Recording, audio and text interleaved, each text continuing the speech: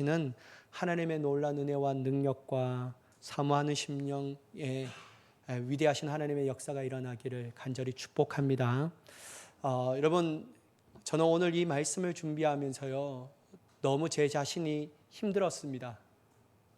첫 번째, 여러분들에게 얘기하기보다는 제 자신에게 얘기하는 것 같다라는 생각이 많이 들었습니다. 그러니까 여러분, 우리가 오늘 이 하나님의 말씀에 저도 벌거벗은 것처럼 하나님 앞에 드러나는 것처럼 여러분들도 여러분 하나님 앞에 말씀 앞에 벌거벗은 것처럼 드러날 수 있는 귀한 역사와 은혜가 있기를 간절히 축복합니다. 여러분, 이 세상에 가장 아름다운 단어를 손꼽으라고 하면 어떤 것이 있을까요? 여러분은 어떤 것을 가장 손꼽을 수 있겠습니까? 만약 저에게 물어보신다면 저는 두 가지의 단어를 가장 아름답다라고 말할 수 있는데요. 하나는 사랑, 하나는 용서라는 단어입니다. 이 두 가지의 생각을 할 때마다 우리 마음 가운데 따뜻해지고요, 기쁘고요, 행복해진다라는 거예요.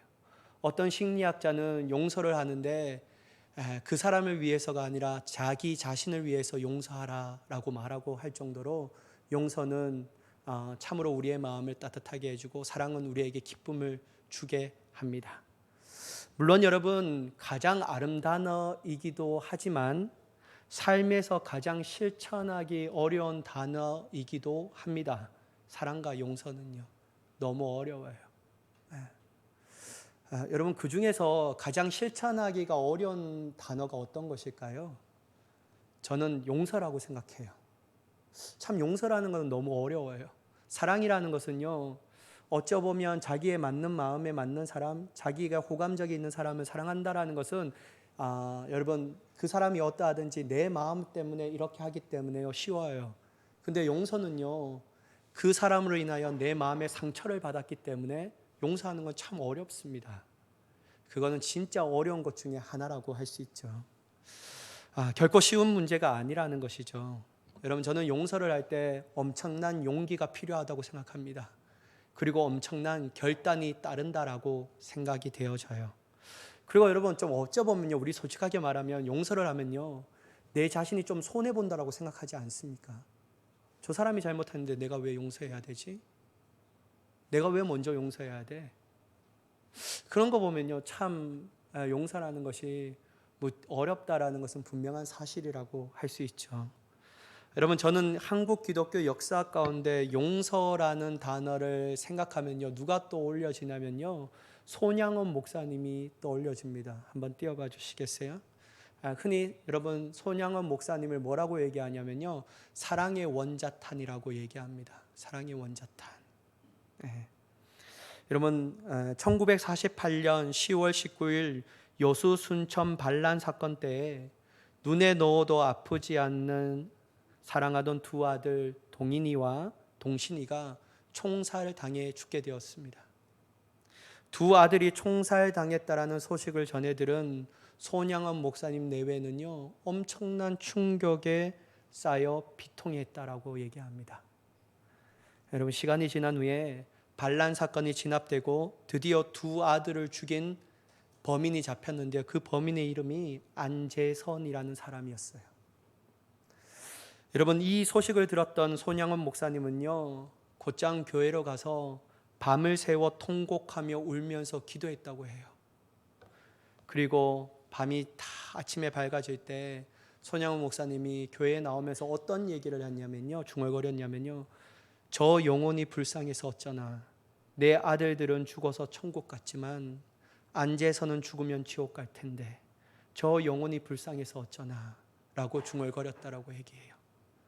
결국 이러한 마음을 품었던 손양원 목사님의 마음 가운데 커다란 사랑의 폭풍이 일어나고 있었음을 알 수 있습니다.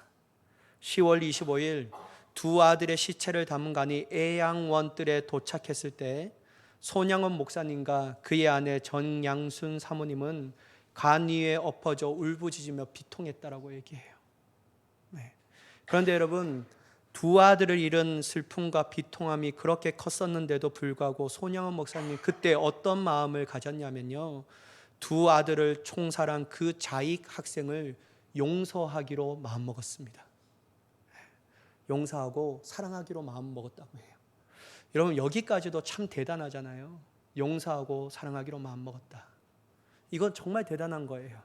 그래서 결국 자기 딸인 이 딸을 그 안제선을 구하기 위해서 계엄 사령관에 보내는데요. 이 딸이 안 가겠다라고 말해요. 어떻게 아빠는 그럴 수 있냐?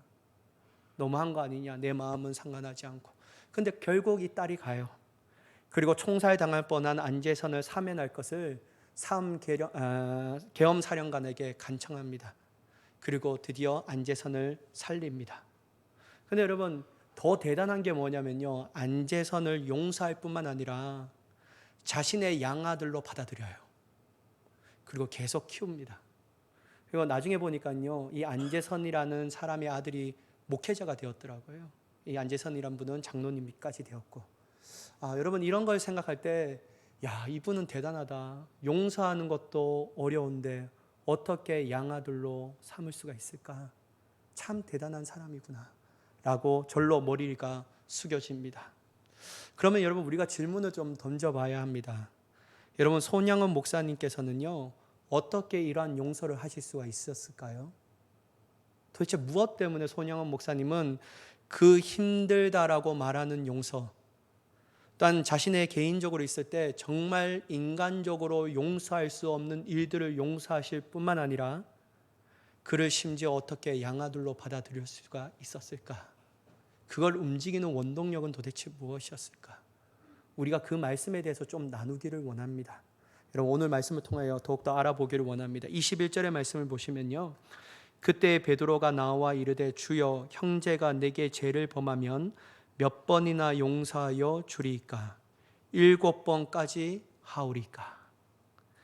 이런 베드로는 형제가 자신에게 죄를 범하면 몇 번이나 용서해 줘야 합니까? 라고 예수님 앞에 물어봐요. 그리고 뒤에 또 한 가지를 물어보는데 7번이나 용서해 주면 됩니까? 라고 물어보죠. 여러분 7번이라는 숫자가 왜 대단하냐면요. 그 당시에 유대교 랍비 선생님들은 어떻게 가르쳤냐면 3번은 용서해 줘야 된다라고 가르쳤어요. 그게 이제 유대교 문화였는데 가르침이었는데 근데 여러분 베드로가 3번을 용서해 줘야 하는 그 가르침보다 7번이나 용서해 줘야 한다라니까 용서해 주면 되겠습니까? 라고 말하니까 여러분 이것은 3번보다도 더 높은 윤리적 차원이고 도덕적 차원이었다라는 거예요. 훨씬 더 나아간 것이었죠. 여러분 7번 용서해 주는 것도 참 대단한 일입니다. 그런데 여러분 이 베드로가 이런 질문에 주님은 다음과 같이 말씀하셔요. 여러분 22절의 말씀인데 한번 같이 읽어보도록 하겠습니다. 시작. 예수께서 이르시되 내게 이르노니 7번뿐 아니라 7번을 70번까지도 할지니라. 여러분 예수님은 3번의 용서보다 나았던 7번의 용서를 해야 합니까? 라는 것에 베드로야 너 참 대단하다. 그래 그 정도 하면 네가 할 건 다 했어. 괜찮아. 그래 우리 7번이나 용서하자 라고 호응해 주신 것이 아니에요. 예수님은 그 질문에 어떻게 얘기하냐면요 7번을 70번까지도 용서해야 한다라고 말씀하셔요. 여러분 단순 숫자적으로 몇 번을 용서해야 한다라고 말하는 겁니까? 7번을 70번까지 용서하라니까. 저보다 수학을 다 잘하시는 분인데 어떤 것일까요? 여러분 적어도 490번까지 용서하라는 것이죠. 근데 여러분 오늘 이 본문의 말씀을 쫙 보면요 단지 숫자적으로 490번을 용서하라는 말이 아니에요.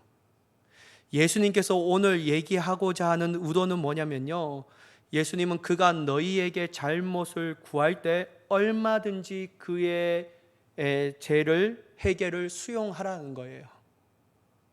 얼마든지 그의 해결을 수용하라는 거예요. 다시 말해서 무한히 용서를 해야 한다는 것을 우리에게 말씀하고 계시다라는 거. 490번이 아니에요, 여러분. 무한하게 그가 너희에게 죄를 고하면 용서해 줘라. 그런 것이죠. 사랑하는 여러분, 물론 이 말이요 우리의 생각과 이성으로는 도저히 용납할 수 없는 말입니다. 저에게도 용납이 잘 안 돼요.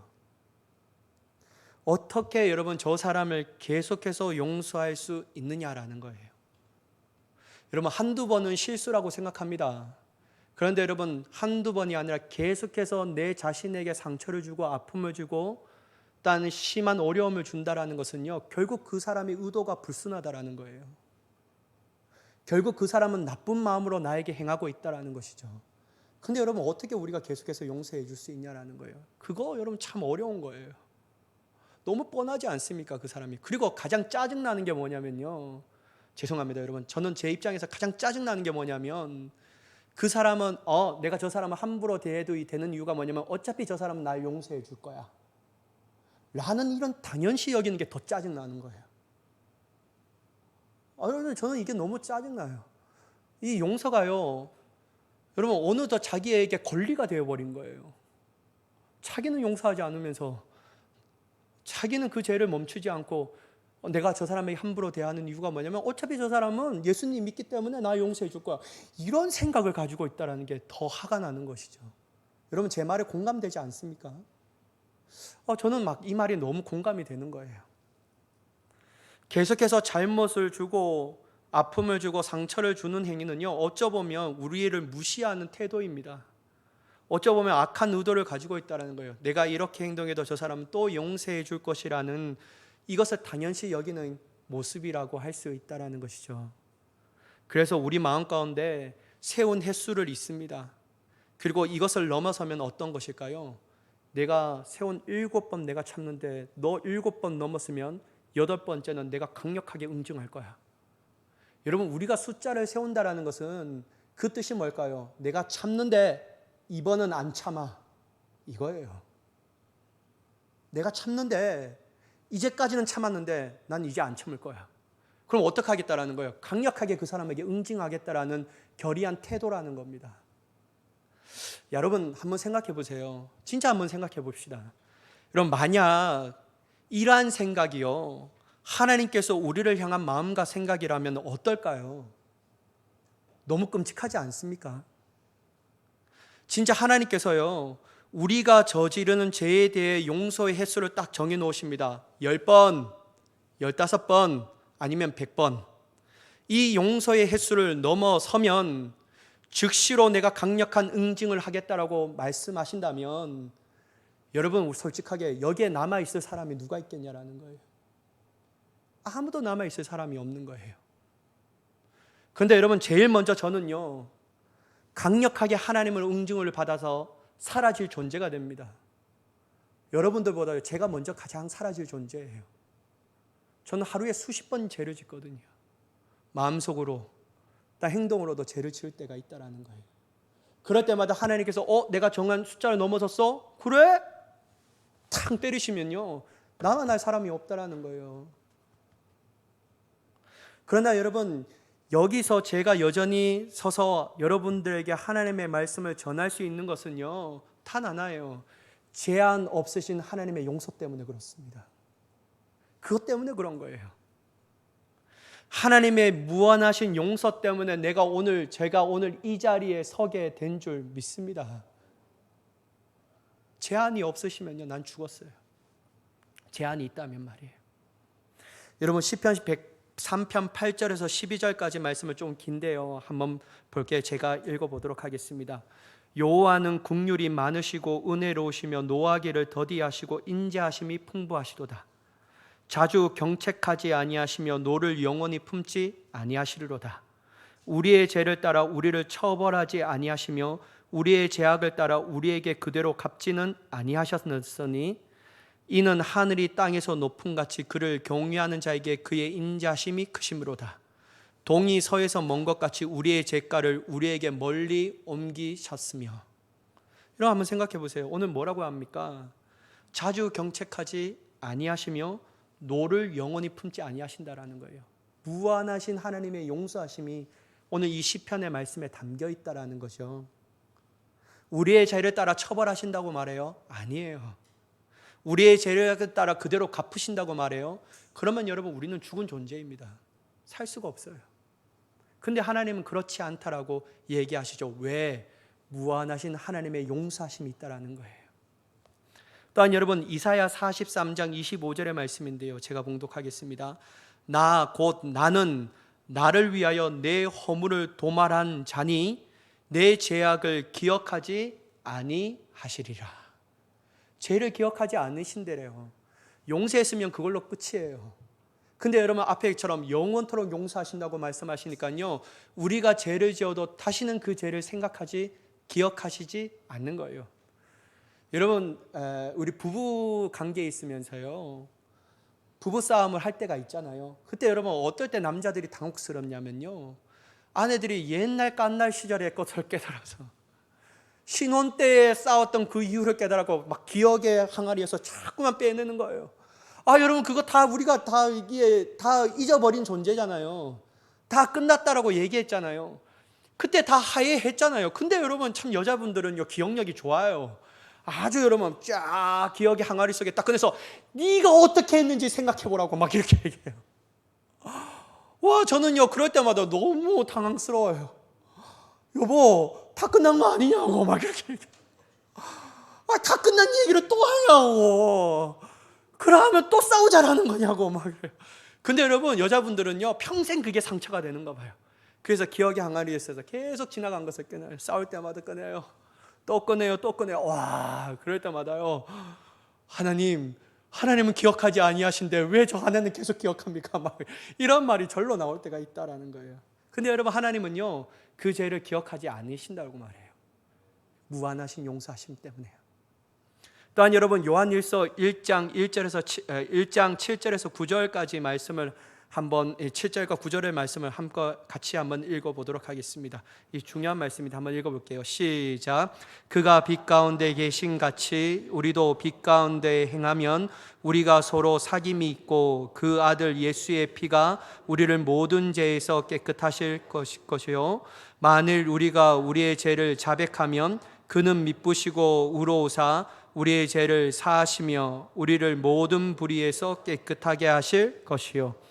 여러분 7절과 9절에 반복적 단어가 있습니다. 특별히 죄악과 불의 앞에 쓰여진 단어가 있어요. 어떤 단어일까요? 모든이라는 단어예요. 모든이라는 단어.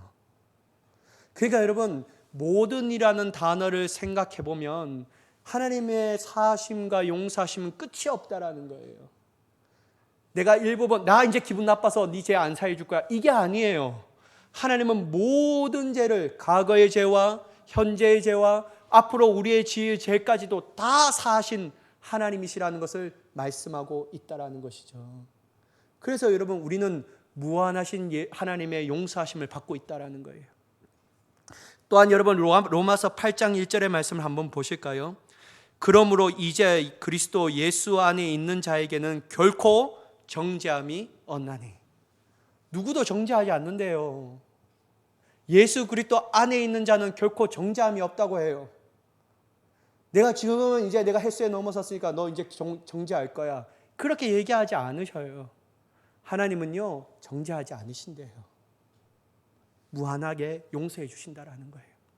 또한 여러분 로마서 8장 38절과 39절 말씀인데요, 여러분 이 성경 구절은 여러분들 좀 외우시면 좋을 것 같아요. 8장 38절과 39절 제가 봉독하겠습니다.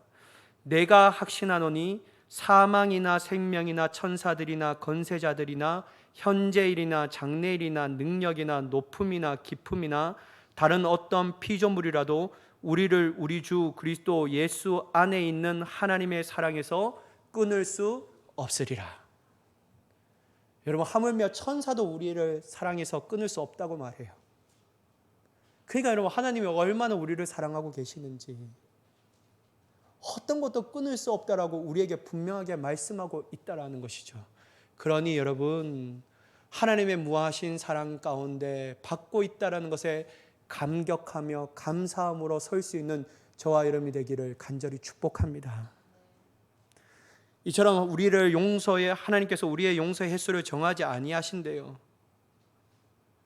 따라서 여러분 우리가 하나님의 용서하심을 받은 사람이 어떻게 여러분 인간과 인간 관계에서 내가 용서의 횟수를 정하고 용서해주고 용서하지 않을 수가 있겠냐라는 거예요. 그건 하나님의 은혜를 받지 않는 사람들은 그럴 수 있어요. 근데 하나님의 은혜를 받은 사람은요 용서해 주는 거예요. 왜냐하면요, 나는 그 은혜를 알기 때문에, 지금도 여전히 그 은혜를 받고 있기 때문에, 그래서 용서하는 거예요. 사랑하는 여러분, 어려워요. 알고 있습니다. 근데 여러분, 우리가 그 증거이지 않습니까? 그러니까 여러분, 마음에 안 들더라도요, 하나님의 용서하심을 받고 있는 나로서 내가 용서해 줘야 되겠다라는, 아니요, 이거 어쩌면 내가 용서해 주는 것도 아니에요. 하나님의 사랑에 감동되어 용서할 수 있는 우리가 되어야 할 줄 믿습니다. 이게 주님이 원하시는 거예요. 두 번째, 여러분, 우리의 용서는 받은 것으로 끝나는 것이 아니라 실제적으로 용서하는 사람이 되어야 한다는 거예요. 여러분, 예수님께서 베드로에게 질문에 답하시며 그 뒤에 이어서 계속 얘기하시는데 예화 하나를 딱 드셔요. 어떤 사람이 10,000달란트를 임금에게 빚졌다라고 얘기해요. 이제 그 빚을 결산할 때가 되어서요, 임금은 10,000달란트 빚진 사람을 불러 그 빚을 갚으라고 얘기하십니다. 만약 갚을 것이 없다면 빚진 자의 몸과 아내와 자식들과 모든 소유를 다 팔아 갖게 하라고 강력하게 요청하셔요. 아니요, 강력하게 요구하셔요. 이때 여러분, 종이 어떻게 임금에게 얘기합니까? 여러분, 오늘 본문의 말씀 26절에 한번 보도록 하겠습니다. 26절 한번 보실게요. 그 종이 엎드려 절하며 이르되 내게 참으소서 다 갚으리이다 하거늘. 여러분, 그 종은 뭐라고 얘기합니까? 임금에게 조금만 시간을 주시면 자신이 갚겠다라고 얘기해요. 여러분, 이거요, 시간 준다면 갚을 수 있는 금액입니까? 아니에요, 여러분. 여러분, 10,000달란트는 이 헬라어에서 가장 큰 숫자와 가장 큰 화폐 단위의 조합입니다. 현대 화폐로 환산한다면요, 웬만한 중소기업의 시가총액이라고 할 수 있어요.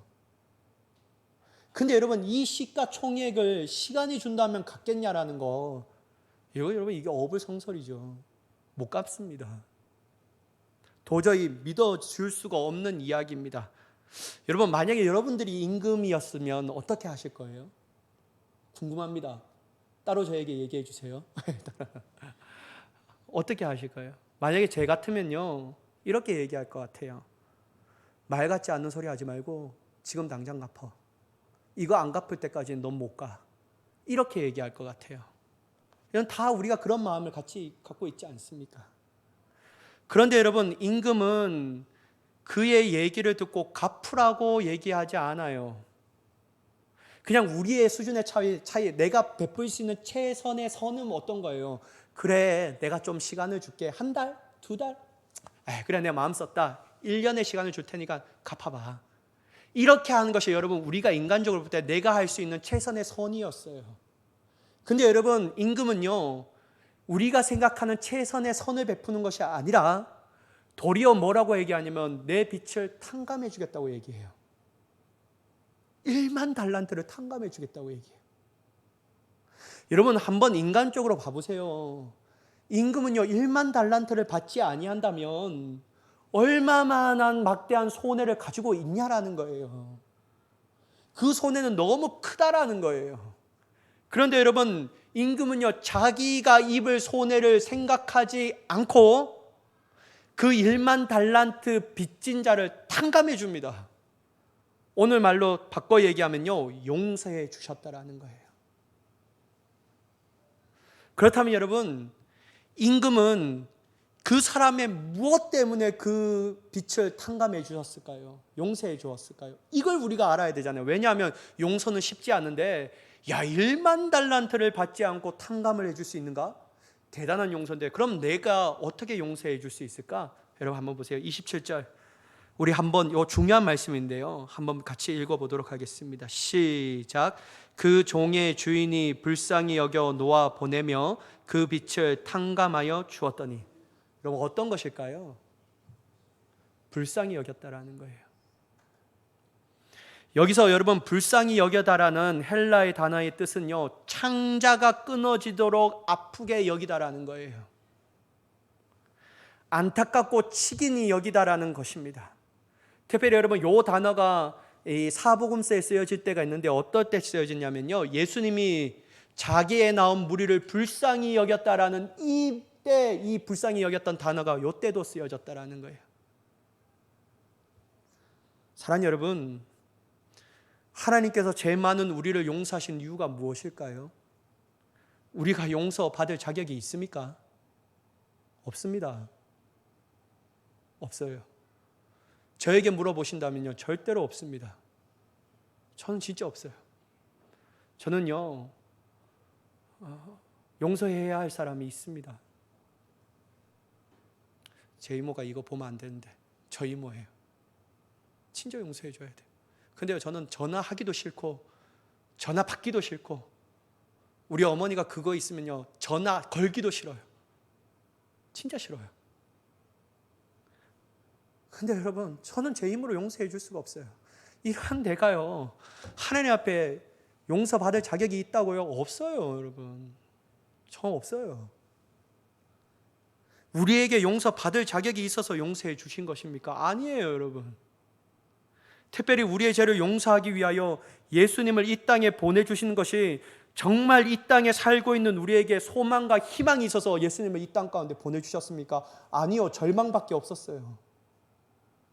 무슨 자격이 있기 때문에 여러분, 우리가 예수 그리스도의 이 땅에 보내신 그 은혜를 누릴 수가 있냐라는 거예요. 없어요, 여러분. 우리는 아무것도 없습니다.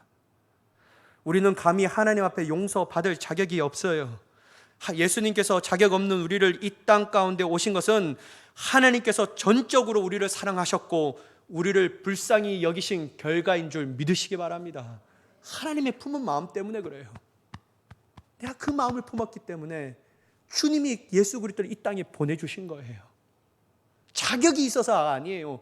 소망이 넘쳤기 때문에 아니에요. 그냥 예수님의 마음, 하나님의 마음 때문에 그런 거예요. 여러분, 우리는 그 사랑과 긍휼하심 때문에 용서받을 자격이 없지만 제사함을 받고 용서함을 받고 크신 사랑과 은혜를 잊게 된 줄 믿습니다. 그러므로 여러분, 우리 또한 다른 사람을 용서하기 위해 실제적으로 하나님께 용서를 받은 우리가 그 용서를 삶 가운데 나타나기 위해서는 그 사람이 용서받을 자격이 있는가 따져서는 안 됩니다. 주님도 우리에게 따지지 않는데 어떻게 우리가 따지겠냐라는 거예요.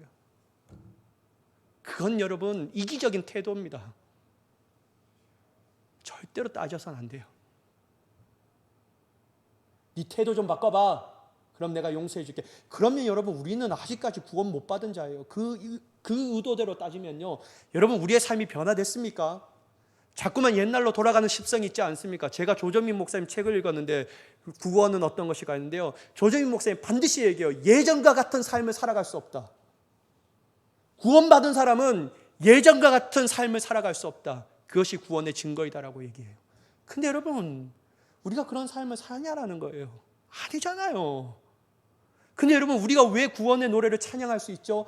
자격 없는 우리에게 조건을 따지지 않고 예수 그리스도를 믿는 믿음만 있다면 우리를 구원하시겠다라는 하나님의 무한하신 사랑과 긍휼하심 때문에 그런 줄 믿습니다. 그런데 여러분, 우리에게 소망이 있는 거예요. 그것 때문에 우리가 살아가는 거예요. 여러분, 따지면 용서할 사람이 없어요. 따지면 용서할 사람이 없어요. 그러므로 여러분, 우리 또한 하나님처럼, 예수님처럼 우리를 불쌍히 여기시는 그 마음과 우리를 사랑하시는 하나님의 마음으로 우리에게 아픔을 주고 상처를 준 사람을 바라보며 용서할 수 있는 자가 되어야 할 줄 믿습니다. 그거 아니고서는 도저히 불가능해요. 그거 아니고서는 할 수도 없는 거예요. 여러분, 심지어 1만 달란트를 빚을 탕감해 줄 때 임금은 자신에게 이익을 본 것을 아니라 손해만 보았다라는 거예요. 1만 달란트라는 손해를 보았어요.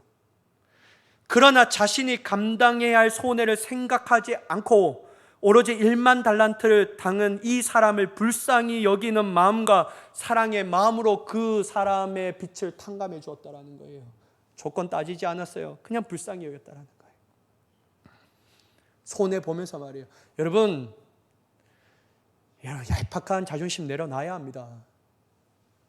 우리가 그 자존심 때문에 사람을 용서하지 못하는 거예요. 그 자존심 때문에 사람을 정죄하고 있는 거예요. 그 자존심 때문에요, 사람을 미워하는 것을 멈추지 않는 거예요. 손해보니까, 내 자존심 내려보면 내가 왠지 손해보는 것 같으니까 저 사람이 나한테 미안하다고 말해야지 내가 왜 저 사람을 용서해줘. 난 그거 이해할 수 없어. 이게 우리의 자존심 때문에 그래요. 손해 안 당하려고 하는 자존심, 손해 안 보려고 하는 자존심. 그러니까 여러분, 이거 내려놔야 합니다. 주님은요, 1만 달란트 탕감해준 임금은요, 손해 당했어요. 그래서 내려놓은 거예요. 저는 여러분, 이것을 한마디로 하나님의 마음을 품고 하나님의 시선을 가지는 것이라고 말하고 싶습니다. 만약 여러분 우리 마음 가운데 여전히 인간적인 마음과 인간적인 시선을 가지고 있고 그것이 중심이 된다면요, 백날 깐날 여러분 절대로 사람을 용서할 수 없습니다. 죽을 때까지 미워하는 거예요. 죽을 때까지 미워하는 거예요. 사랑하는 여러분, 그리스도인들은요, 용서를 관념에 머물지 않게 해야 합니다.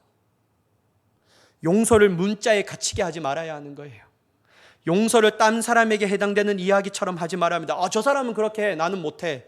그렇게 얘기하지 말아야 되는 거예요. 주님은 우리에게 용서해 주셨기 때문에, 또한 이 용서를 받은 우리가 하나님의 마음과 사랑으로 용서해 줄 수 있는 사람이 되기를 원하는 줄 믿습니다. 하나님께로 값없이 용서함을 받았기 때문에 오늘 여러분 그 증거가 오늘 우리가 이 자리에 앉을 수 있으며 오늘도 하나님을 예배하게 되는 건 줄 믿습니다. 그런데 여러분, 우리가 용서해 줄 못할 사람이 누가 있겠냐라는 거예요. 따라서 용서는요, 하나님과 우리 사이에만 한정되는 것이 아니에요. 인간과 인간 사이에 적용할 수 있는 성숙한 그리스도인이 되어야 할 줄 믿습니다. 비록 용서가 힘들죠. 근데 여러분, 힘들다고 포기해야 합니까? 저는요, 이번 주에요, 진짜 부단히 노력하려고요. 내 이모를 내 가슴에 품고 기도하려고요. 그래서 전화를 먼저 할 수 있는 자가 되기 원합니다. 이모, 미안해요. 그때도 용서했는데 지금도 이렇게 말도 안 하고 그냥 그렇게 얘기하려고 해요. 발버둥 치려고 해요. 하나님의 마음을 나에게 부어달라고. 여러분, 이때 자기가 받은 그 은혜의 용서를 기억하지 못하고 자기 이익만 생각했던 1만 달란트는 자기에게 100데나리온을 빚진 자에게 어떻게 했죠? 목을 잡고 빨리 갚어, 안 그러면 죽어, 이렇게 했다라는 거예요. 은혜 받은 깨달음이 없으니까요, 그렇게 될 수밖에 없는 거죠. 사랑하는 여러분, 위대한 작가인 톨스토이가 있잖아요. 이분이 러시아 분인데 용서에 대하여 다음과 같이 말했다고 해요. 한번 띄워봐 주시겠어요? 그런데 제가 한번 읽어볼게요. 그대에게 잘못을 저지르는 사람이 있거든 그가 누구이든 그것을 잊어버리고 용서하라. 그때 그대는 용서한다라는 행복을 알 것이다. 우리에게는 남을 책망할 수 있는 권리가 없다. 여러분, 톨스토이가 그렇게 얘기했다고 해요. 특별히 여러분, 예수님께서 우리에게 가르쳐 주신 기도의 내용 중에 이것이 있음을 반드시 기억해야 됩니다. 마태복음 6장 12절의 말씀인데요, 우리가 우리에게 죄 지은 자를 사하여 준 것 같이 우리의 죄를 사하여 주옵소서. 사랑하는 여러분, 용서 어렵습니다. 어렵지만 포기하지는 맙시다. 하나님의 마음을 품고 나아간다면 용서받은 우리가 그 용서를 누리고 있기에, 용서의 간격을 가지고 있기에 우리에게도 이웃에게도 용서할 수 있는 사람이 되는 줄 믿습니다. 저와 여러분의 이러한 삶이 되시기를 예수님의 이름으로 간절히 축원합니다. 기도하겠습니다. 사랑의 하나님, 우리 마음 가운데 하나님의 마음을 허락하여 주시옵소서. 주님이 주시는 은혜 안에서 주님의 주시는 마음과 시선으로 나에게 잘못한 사람을 바라볼 수 있는 그리스도인이 되게 하여 주시옵소서. 기준 따지지 않게 하시고 조건 내세우지 않게 하시고 그냥 하나님의 마음을 따라 용서해 줄 수 있는 그리스도인이 되게 하여 주시옵소서. 하나님, 우리의 힘으로는 불가능하지만 이번 한 주간 그렇게 할 수 있는 자가 되기를 원합니다. 성령 하나님께서 발버둥 치며 순종하기를 원하는 자에게 은혜를 부어 주시옵소서. 그렇게 역사하실 하나님을 간절히 기대하며 우리 주 예수 그리스도의 이름으로 간절히 기도드리옵나이다. 아멘.